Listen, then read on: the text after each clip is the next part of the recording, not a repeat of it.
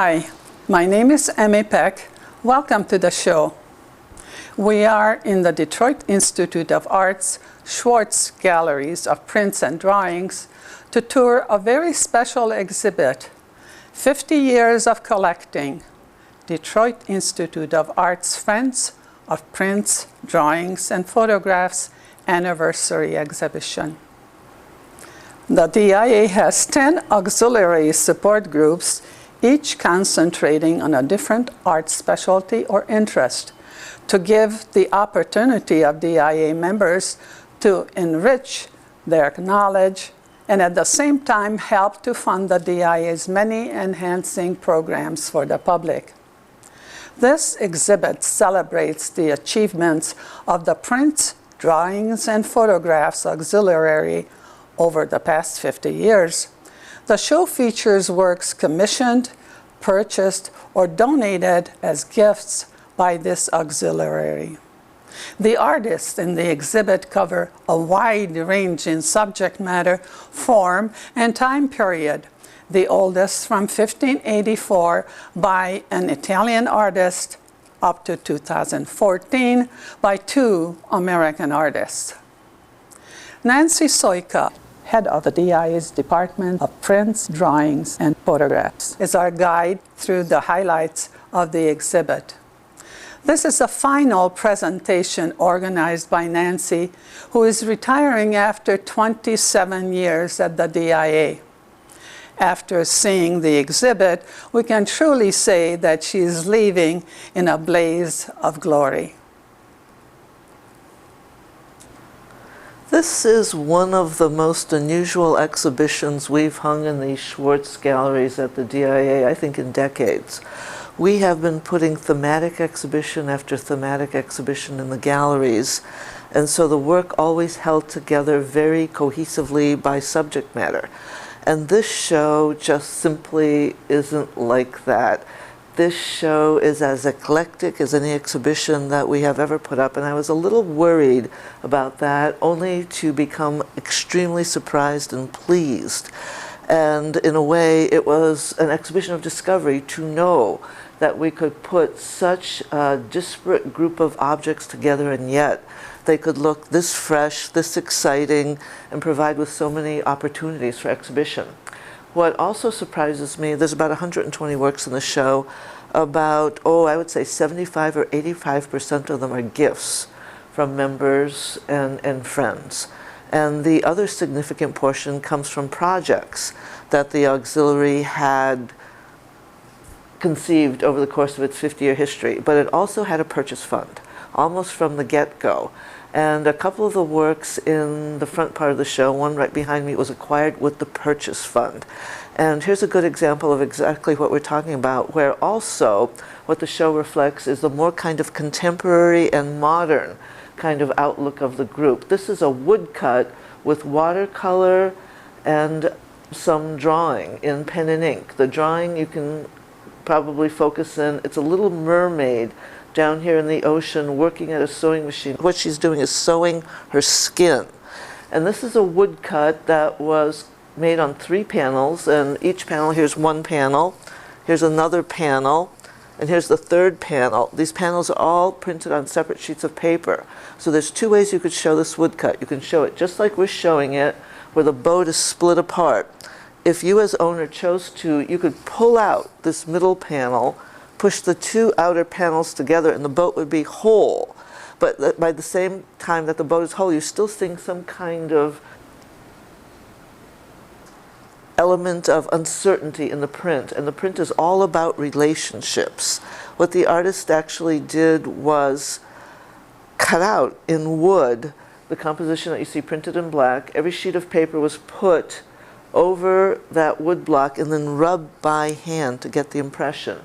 And so basically what the broken ship symbolizes is feeling unsettled, feeling unresolved, feeling something come into a relationship that, of course, either breaks it or causes it to go afloat in some very uncertain way.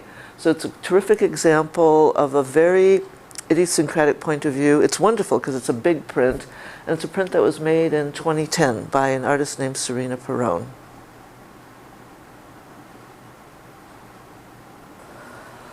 The prints in this double hang, the two prints on top and the print on the bottom, are all from a series called Essences. Very simple titles. Top two are Essence, I believe 13. Bottom one is Essences 10. They're by the American artist Louise Nevelson, and they come from 1977. They're etchings and soft ground etchings, and if you look very, very closely at them, you can see that what they really are texture, fiber, cloth pressed into the soft ground, which is then etched. And it comes from that wonderful period of time in the 1970s when artists were appropriating objects. It was coming from that time again where the ethos was kind of very not personal, rather than the artist making a mark and really sort of putting down a signature mark. It's about finding things and making art without necessarily revealing so much of the individual personality. And I think that's one thing that comes to the show, and that's one way that you can actually walk through the show. And simply looking at wonderful works of art which might be traditional in the sense that these are etchings, but the manner in which they were etched is so atypical, so creative, and presents such an edge to what are kind of traditionally defined forms of art. So that's a wonderful way of going through the exhibition and kind of seeing where everything that is old is new and everything that's new is old, again, however that phrase goes. But it's kind of one of the interesting kind of underlying currents that does pop up through this very eclectic exhibition. These three works of art are monotypes, meaning every one is a unique kind of artwork, even though they're editioned. When they're editioned, what they probably have in common is the horizontal bands, but certainly not the coloration in every band, because the medium of these three works of art is the paper itself. Those colored bands, the color comes from the fiber from which the paper is made. Literally, when paper is made, there's some kind of mesh or grill onto which wet paper pulp is placed, and then it dries and basically forms a sheet of paper. So to get the color you see in these three works of art, it's nothing that was added onto a made sheet of paper. It was in the making of these sheets of paper that a fibrous colored material was in these areas, whether they're orange, blue, pink, whatever. That is the fiber, that is the paper itself. And then of course too, when paper is made, it's wet. And so what you can do is apply pressure in any manner, shape, or form you wish to, and you can basically shape the paper. So the handwork in these works of art comes in the actual making of the paper, and then the pressure that's applied to these various parts to give it these bumps and ridges and different kinds of smoothness and different kinds of roughness. So again, in thinking about how to make a work of art, how one can make a work of art, there's such great creativity in just simply thinking about the process of making and what one has at one's means as an artist. And it's that wonderful kind of time from 1981 when everything was kind of creative, and this kind of thought was in artists' heads about making the old new and just putting a twist onto what was always expected and kind of providing this pleasurable surprise in how to make a work of art. This is a screen print, a kind of signature image by the artist Edward Ruscha. It's called Pepto Caviar Hollywood. It was made in 1970, and the Hollywood sign is, you see it and you have to think Ruscha. But Pepto Caviar, again, what Ruscha was thinking about is, what can one use to print an image? And literally, the pink sky is printed with Pepto-Bismol. Literally, that kind of golden cover of the landscape in the Hollywood sign comes from the oil of caviar. So instead of using manufactured inks, specifically inks made for artists, Ruscha was thinking about natural materials, or materials that would have a permanence of color, and he literally used those for that aspect of the composition. And so on the one hand, it sounds crazy and wonderful, but on the other hand, when you begin thinking about it, of course, this simply harks back to a very classic way of extracting color from elements of the earth. This photograph, literally Andy Warhol in downtown Detroit, was photographed by Michelle Andonian, a local photographer who just happened to be president of our auxiliary very recently, and this was a gift from her. And again, among the unusual things about this exhibition, we are in the Schwartz Galleries for Prints and Drawings, and it's very rare for us to integrate prints, drawings, and photographs together in any individual exhibition because it is really difficult to hang different mediums together. But again, among the glories of this exhibition is that throughout, photographs are integrated because they must be, given the nature of our auxiliary. And the interesting thing, too, about the auxiliary is that when the auxiliary was founded in 1965, 1966, there were literally only 100 photographs in the DIA collection. It began in 1970, the serious collecting of photographs, so now the DIA collection has some 10,000 photographs in it. But how interesting that at the same time during the history of this auxiliary, it coincides beautifully with the history of the collecting of photography here at the DIA. And how cool is this image of one of the most famous artists in the history of all times being photographed here in Detroit by our own Michelle Andonian. The Department of Prints, Drawings, and Photographs has a very large and eclectic collection. It's the largest department in the DIA, and we represent all schools, all movements from the time that paper pretty much exists. There are very few objects in the collection from the 15th century, but there are some. And we come right to the present. And we are also eclectic in the sense that we collect artists of national reputations, international reputations. We also collect local artists and local interests. These two images of our own Michigan Central Station, this is one work of art, but it's a work of art that is all about compare and contrast. So the image on the left is an image, black and white image, of the train station in its heyday, when it was a functioning railroad station. And the image on the right is taken from exactly the same location in 2012 by Dave Giordano, the artist of this piece. And so at the same time that we represent local artists in the exhibition, we have a little bit of a local kind of subject interest going on.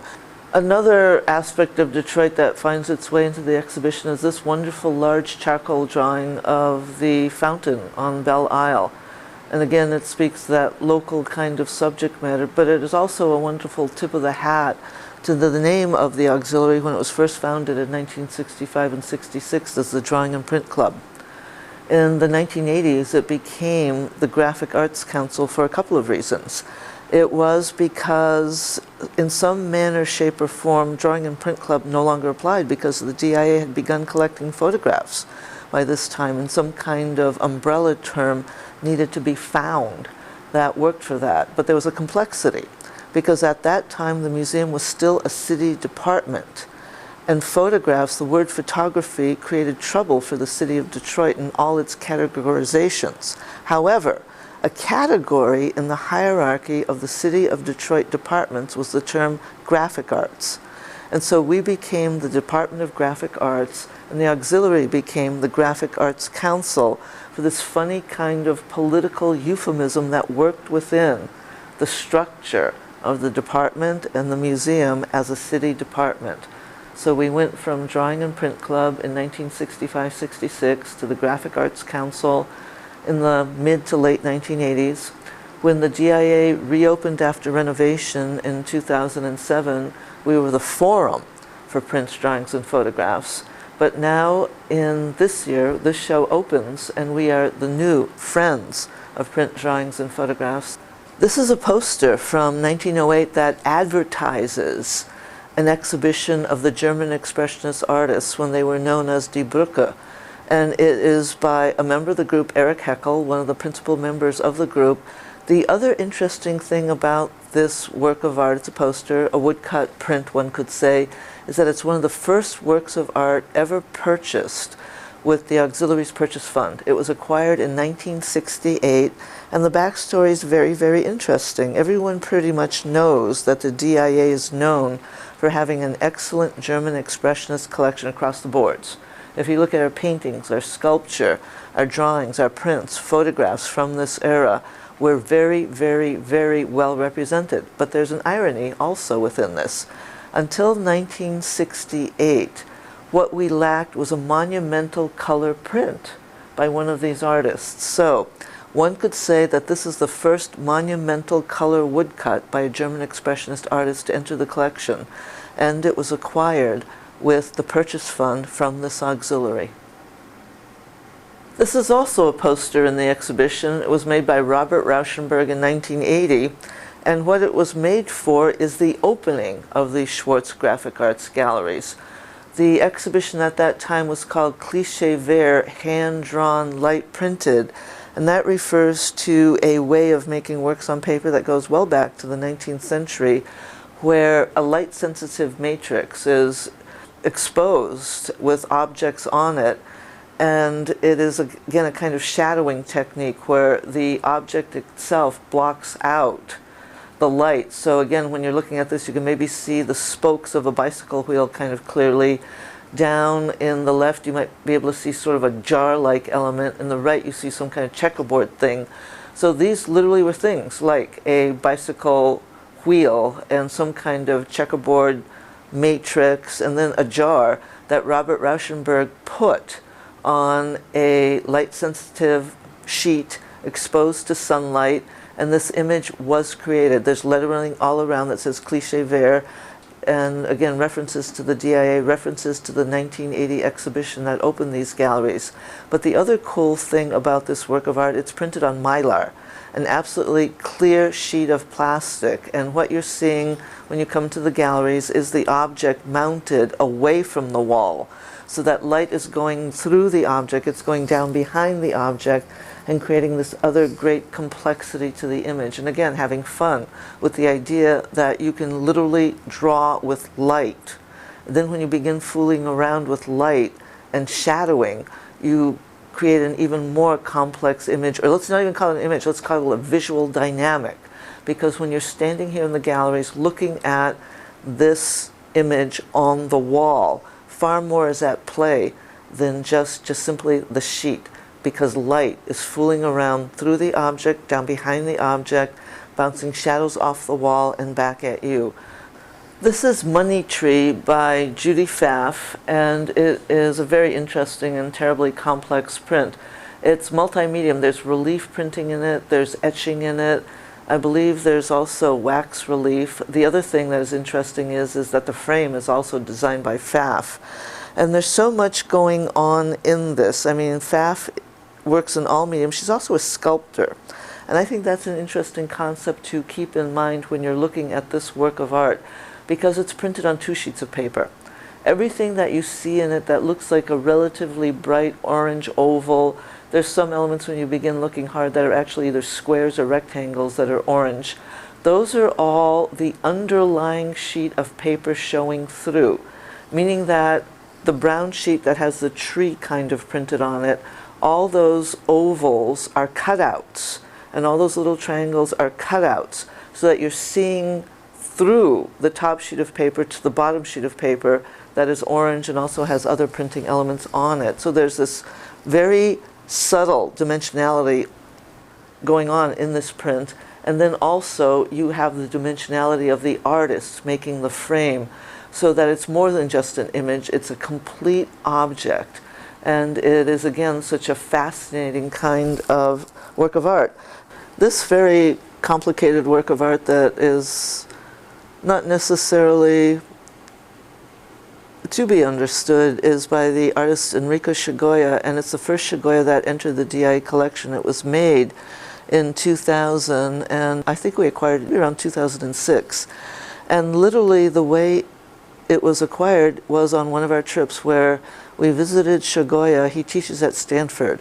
We visited him in his studio at Stanford and literally saw this work of art on his studio floor. He was demonstrating printmaking techniques and had a lot of other works of art around the studio, and we love when we go on our trips to try to acquire one work of art that reminds us of that trip. So literally this work of art was picked off of Shigoya's studio floor. 2 pages of a print and a page from printed older 19th century book were used, and he painted on the snake is hand-applied, handwork. The head of the snake is cut out of an old magazine, and you can see two comic book kind of additions were added to make this complicated collage by an artist who recently had a wonderful one-man just across the street at Wayne State University, I believe, just if it wasn't in 2014, it was 2015.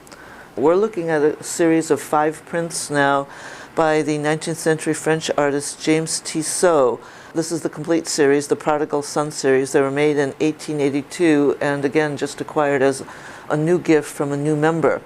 And it is so fascinating to see a classic tale like the Prodigal Son, a biblical tale about a man who had 2 sons, and he decided to split his fortune among the sons early during his own lifetime. And of course, you know the story that one son does very well and the other son takes his inheritance and basically squanders it. And this imagery is about the son who squanders his inheritance. He receives the inheritance, he lives the high life, and basically loses the fortune, and he is ashamed and he fears reprimand, he fears anger, and what his father does instead is forgive him and welcome him back into the folds of the family. And one of the fascinating things about the history of art always is for contemporary artists to look back at wonderful themes in the history of art and perhaps try to give them contemporary focus. So that's what we're looking at when we look at this series here by Tissot in the late 19th century. And he has disguised it in the garb of his time period. And again, too, in terms of image making, we're at a time in history when photography already existed. And so here's Tissot working in etching and dry point, making these very realistic, elaborate images of 19th century interiors and landscapes, and a lot of the imagery takes place on the docks near shipyards and water. But again, just showing what an artist can do by hand in 1882 in a printmaking medium, making it appear all very realistic, but alluding to a tale that was thousands of years old.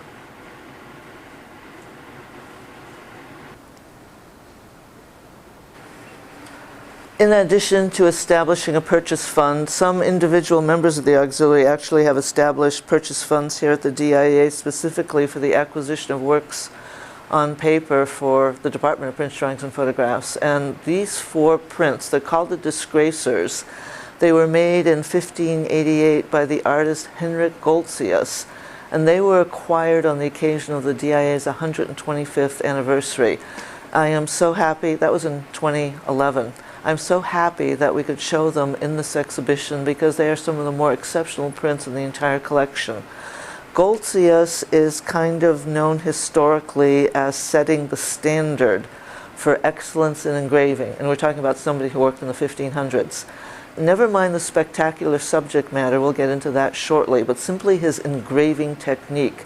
Engraving traditionally was known as a pretty rigid technique where literally it is the strength of the artist's hand pushing the engraving tool through a metal plate that makes the line, incised line in the plate that eventually holds ink, that eventually when that plate is inked, when a sheet of paper is put over it and printed, you get an image. But Goltzius had such dexterity of hand. When you see a close-up of any one of these images, and arguably the 2 dark images, the ones that have all those billowing clouds, might be the most fun to look at. When you look at the quality of the line in those clouds and the density of line, think about every one of those black lines being made by the artist pushing and curving his metal etching tool through a metal plate. And to get that kind of sweep of line, that kind of curvature, is something that's really, really hard to do in engraving. And to think that Goltzius did it with such bravura is extraordinary. Now the series is the 4 Disgracers. Every one of these characters is a different character who gets tossed off of Mount Olympus because he angered Zeus in some manner. And some of the fun ones, just a couple of them. Let's see. The one in the lower left is the famous story of Icarus. You know the story of Icarus and Daedalus, who were imprisoned, and Daedalus fashioned a pair of wings for both himself and Icarus to fly out of prison. And Daedalus told his young son Icarus, "This is great, but don't fly too close to the sun, because your wings are made of wax, and if you fly too close to the sun, of course, the sun will heat the wax, they'll melt, and it will not be, a good story after that." But of course, the young son disregarded his father's advice. He flew too close to the sun, his wings melted, and of course he falls to earth to a tragic end. And likewise, the print in the upper right that shows a character being tossed down to earth is the story of Phaeton, whose father drove the chariot of the sun across the sky every morning. And of course, what his son wanted to do is drive the chariot instead. And Dad said, no, no, no, you can't drive the chariot. You need a steady hand. You have to follow a specific route. It takes great control. It takes great discipline. It takes great humility. And the son keeps nagging, nagging, nagging, and says, please, please let me drive the chariot across the sky. And of course, Dad gives in, and the son drives the chariot across the sky. And of course, he drives very poorly, and the horses get all upset, and the chariot breaks apart, and he falls into the sea and dies. My favorite story, however, is the one, I believe it's in the upper left. That's Tantalus.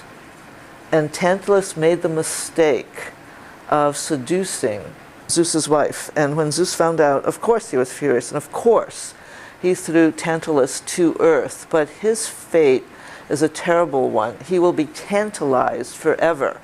And this is a continuous narrative. In the history of art, frequently a fun way of telling a story is to tell all the episodes of the story in one scene.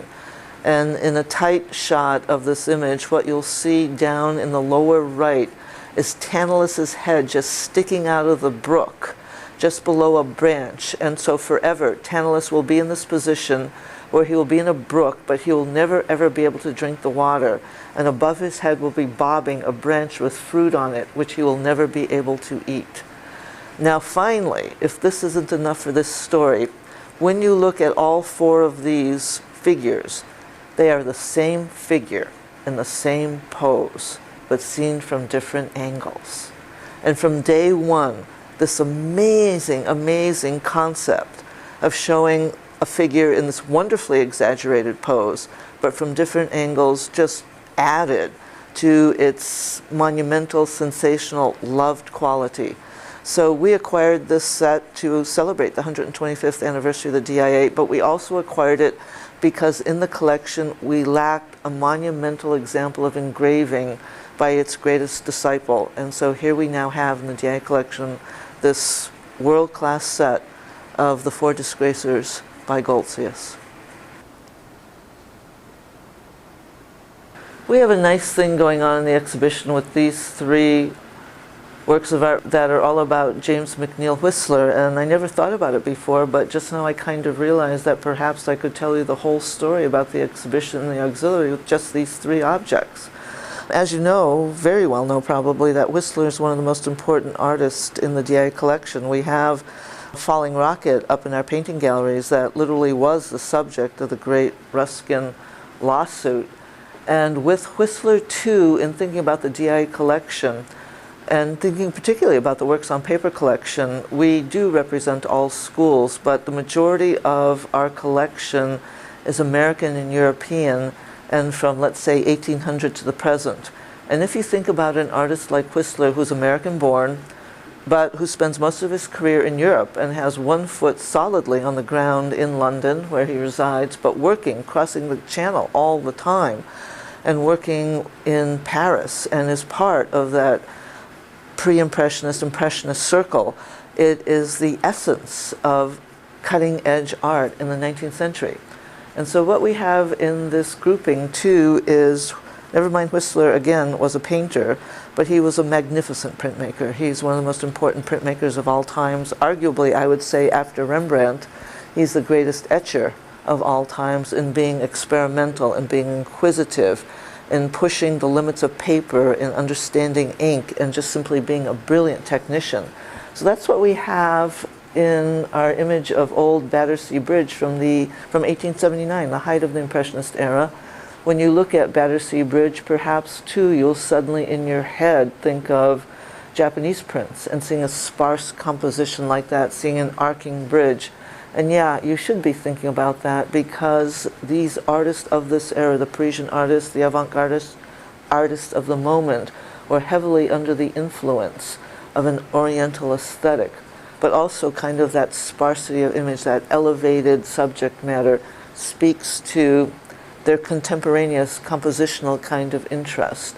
So we have Whistler as an etcher, but then below it, we have Whistler the lithographer. This is called the Yellow House Lanyon 1893. It's a color lithograph, and it was made in Paris. We know it was finished by October of 1893. It is based on a drawing that Whistler made that previous summer when he was on vacation in Brittany.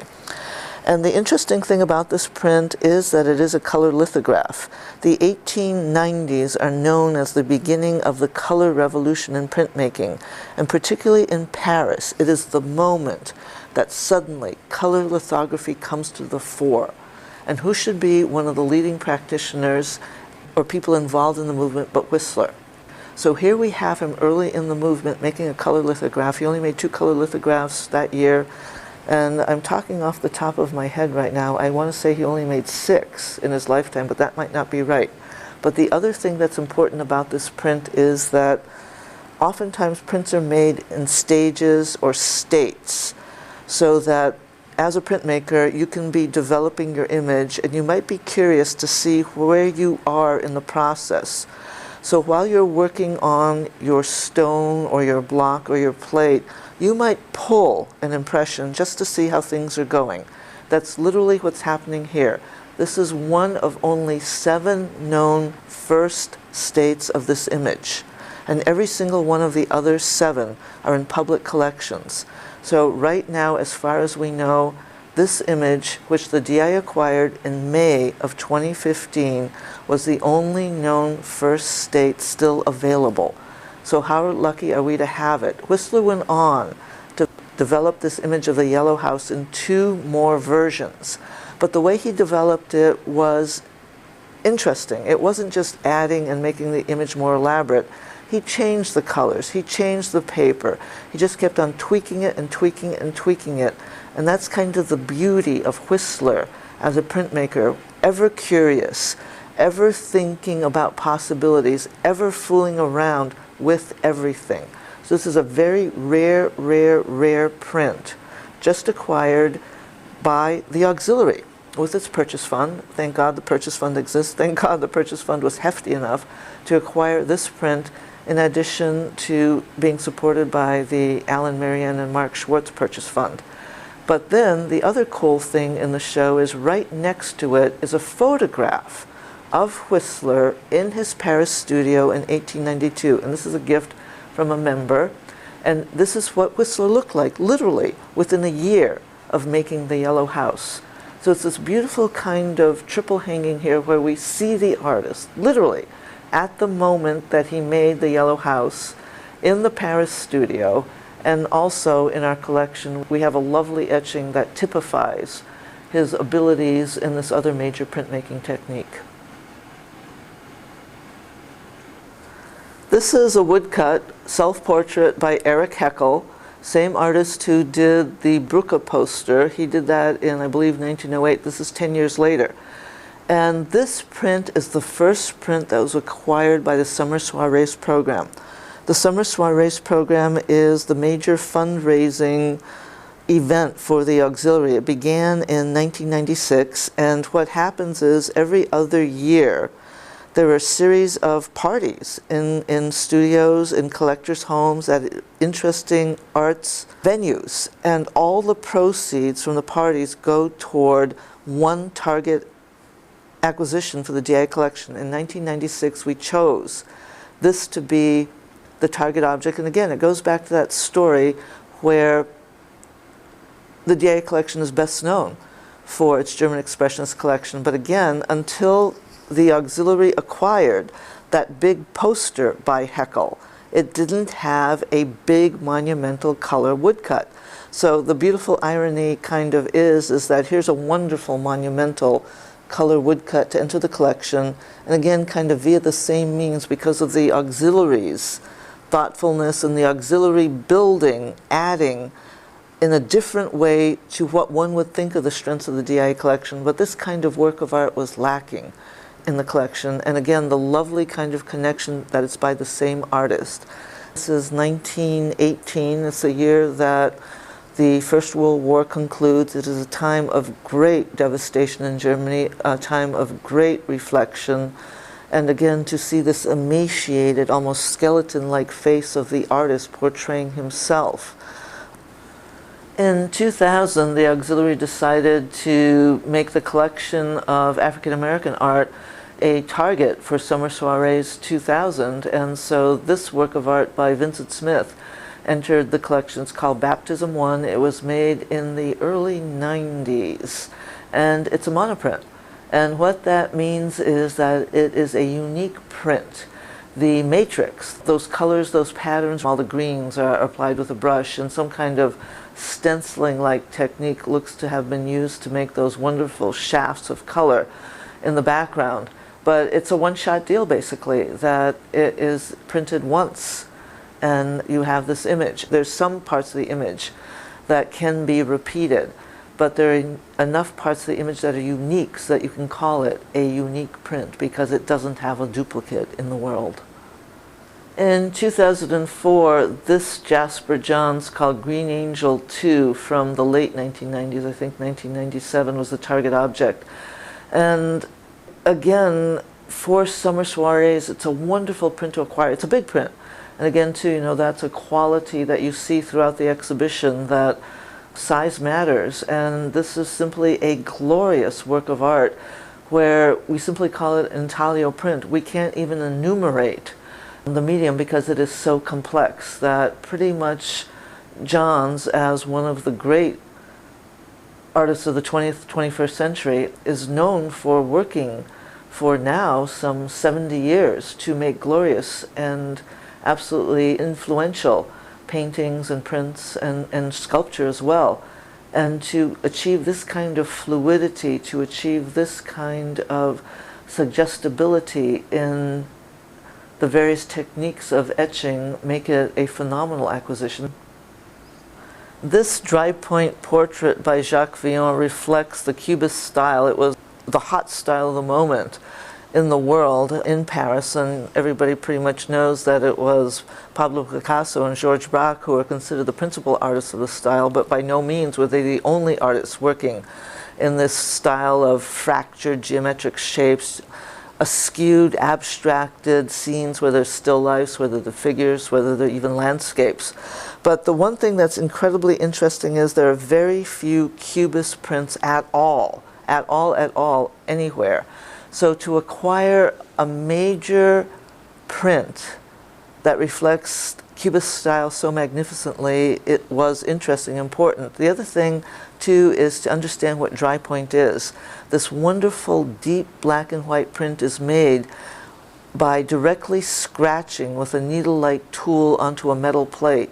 And that's why you get such beautiful richness of black line. When you scratch that plate with that needle-like tool, the scratch does not come away cleanly. I like to think of it as plowing a field or plowing a garden, where you toss up a furrow of earth on either side of your garden. In this case, you toss up a furrow of metal shavings from the metal printing plate, so that when it comes time to ink the plate, it's those furrows that hold a lot of ink and give that wonderful velvet black texture to the image. So we acquired this Villon for a Summer Soirees series because it is an example, a rare example, of a monumental Cubist print made in the heyday of the movement that was so important to 20th century art.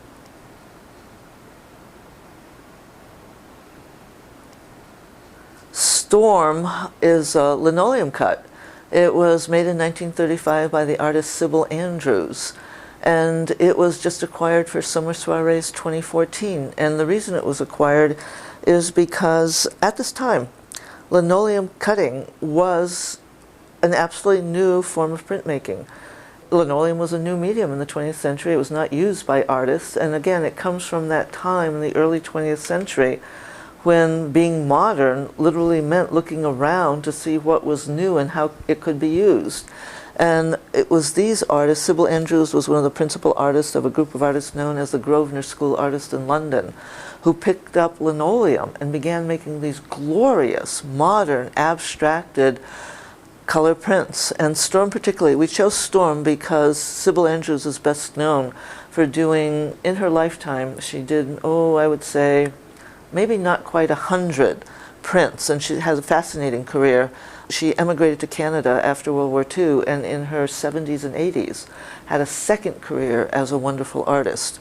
But this kind of dynamism, this kind of abstraction in 1935 speaks to that moment when art was becoming so expressive and in this new printmaking technique. So Sybil Andrews is one of the principal players in this technique. Sailor's Holiday from 1932 is a linoleum cut print, and it too is an example of work done at the Grosvenor School. Lil Chudy was one of the other principal artists of the movement, and it was a moment in the 1990s when my predecessor, Ellen Sharp, retired. Ellen Sharp loved relief prints.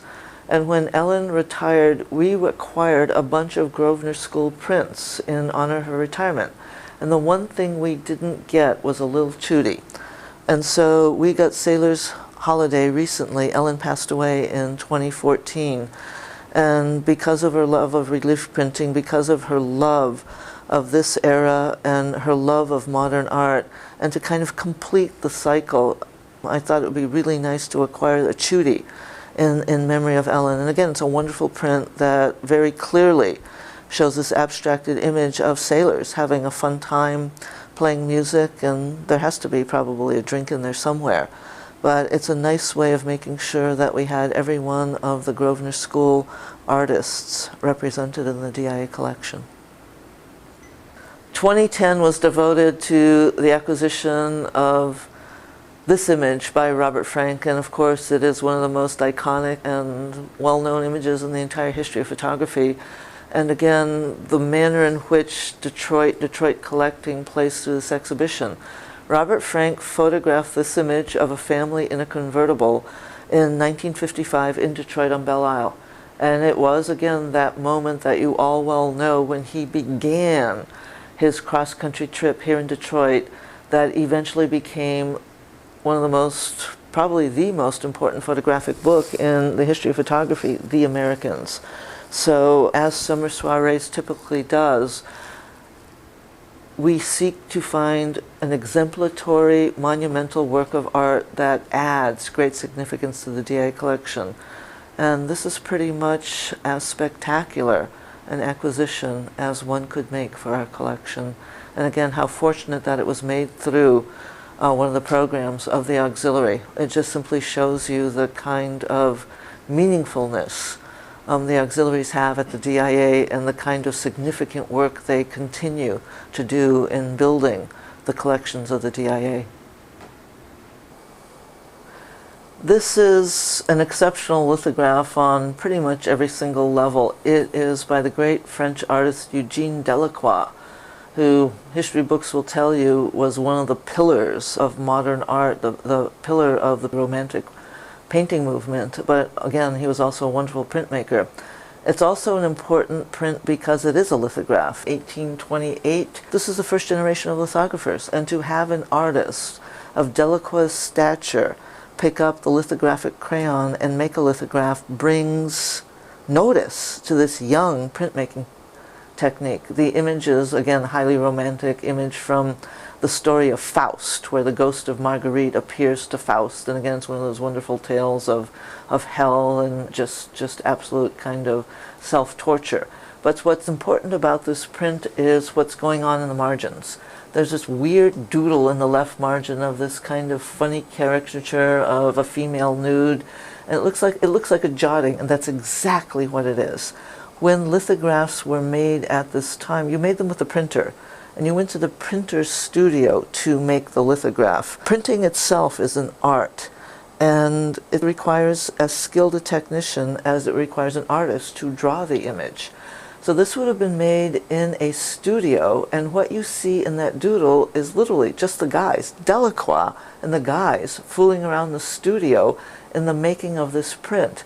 Because when this print was ready, when the stone from which it was printed was ready for the final edition, that crazy image in the left margin would have been erased. Nobody would have seen it. Nobody should have seen it. This is something that would have been just tossed on the floor of the print shop. But obviously it was picked up and saved, so that when you typically would be out searching for this print as a print collector, you would get it with nice clear margins and everything all cleaned up. But this is one of those examples of kind of a working proof when you're just fooling around in the shop, realizing your final image. And this was a gift from the very first president of the auxiliary, Bernard Walker, who gave significant numbers of prints, John Sloan etchings, and significant number of lithographs to our collection. Theodore Géricault was a French artist. He was a colleague of Delacroix, working in Paris at exactly the same time. And this is another example of early lithography. Lithography is called a very friendly medium to artists who love to draw. And one of the beauties of lithography is the many ways in which, as a printmaking technique, it can replicate a lot of qualities of drawing. So the typical way we all now think of a lithograph and probably hold best in our minds is the crayon technique, where a lot of lithographs look like crayon drawings. There's another technique where the lithographic medium can be suspended as a liquid, and you can apply it with a brush so that lithographs can take on a very painterly watercolor-like look. Another early technique, in fact the first technique in lithography, was the pen and ink technique. And what artists were doing was trying to get the look of true pen and ink drawing in printmaking. This is an example of a pen and ink lithographic technique from 1820 by one of the major French artists of the moment, and it just simply did not become the most popular technique. Crayon lithography became the most popular technique. The last major way that the auxiliary acquires works of art is by the commissioning of editions of prints and photographs. And the first commission was this Robert Broner called Paths of Power in 1967. And the way the commission works is that an artist is contacted and asked if he or she would be interested in producing an edition for the auxiliary. And so frequently an artist says yes. And what happens when the edition is delivered, the members of the auxiliary are those who get first chance to purchase the edition. And of course, as typically happens, the edition is purchased out by the membership. Now again, as atypical and interesting and creative ways of making prints and drawings and photographs was kind of an underlying theme throughout the show. In some respects, nothing better exemplifies that idea than this print, which was literally made from a computer circuit board of the time. The artist found this beautiful rectangle with this pattern on it already in relief. And it's simply the dynamics of a circuit board, inked it and printed from it.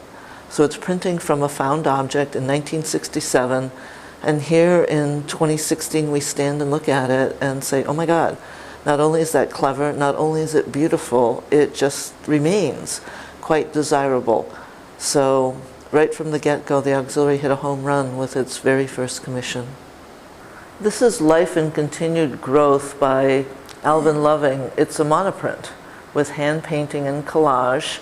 It's from 1994. It's one of our commissions. It's a shared commission.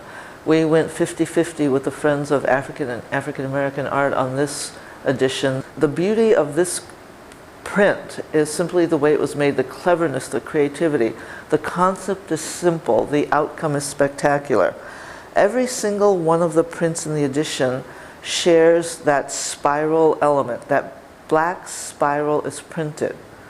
Everything else is hand painted, but what Loving did is paint every print differently in a whole range of colors. So just like this one is these lovely blues and greens, you'll find some in the series that are hot yellows and pinks and greens, and so the color range is just spectacular.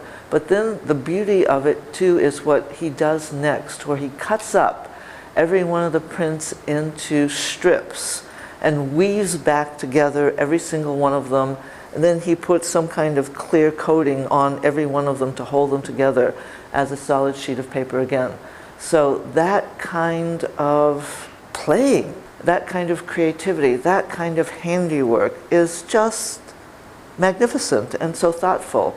And so every single collector acquired a unique work of art. This is one of the early commissions by the auxiliary. All 5 of these prints were offered to auxiliary members in 1972. They're by the Norwegian artist Rolf Nesch, who had a printmaking exhibition here at the DIA right around 1970, just obviously shortly before he was asked to do this commission. These prints are metal prints. This is a technique that Nesch himself invented in the 1930s. The way these prints are made is that a metal plate is built up in any manner, shape, or form the artist wishes to.